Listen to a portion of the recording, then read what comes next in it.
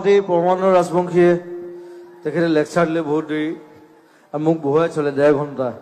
তেওঁ অদৰকে লেকচাৰ দিলে তেওঁ একো কাম নকৰে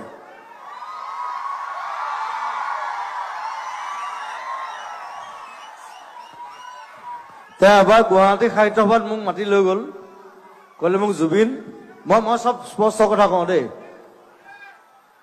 মোৰ লোক ধাক একো নাই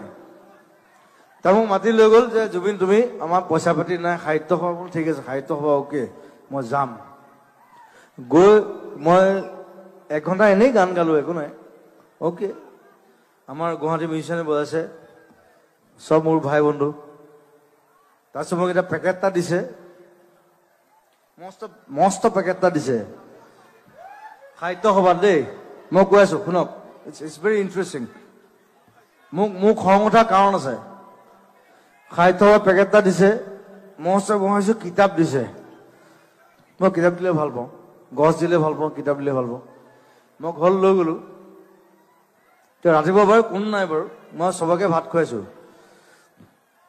সাহিত্য সভাত ভাত খোৱা নাই কিন্তু মই খাইছো আৱাজ অনলি ওৱান মই নিজে পৰঠা বনাইছো তাৰপিছত পেকেটটো খুলিছো তাত কিবা মুলতানী মিট্টি ফেচ ৱাছ যিবোৰ মোক নালাগে মই যিবোৰ ইউজ নকৰো মই বোলো কিতাপ দিব লাগিছিলে ৱাই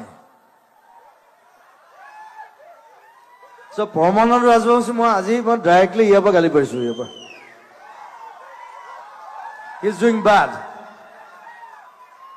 মই ইমানদিনে শুনি আছিলো